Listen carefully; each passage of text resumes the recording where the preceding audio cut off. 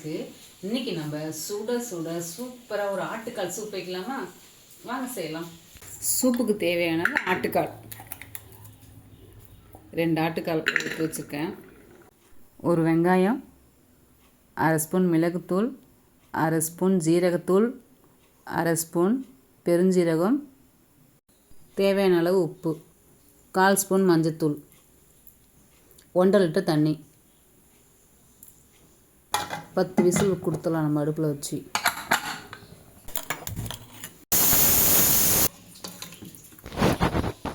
தால் சூப்பராக வெந்திருக்கு பாருங்கள். இப்போ இதில் நம்ம கொஞ்சம் கடுகு எண்ணெய் போட்டு தாளிச்சிடலாம்.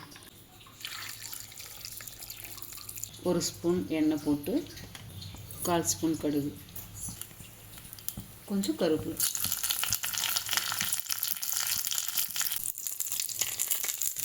இப்போ மல்லிச்சாரல், மழை சாரல் மாதிரி கொத்தமல்லி கொஞ்சம். நம்ம சூப்பு ரெடி ஆயிடுச்சு. எப்படி டேஸ்ட் பண்ணலாமா?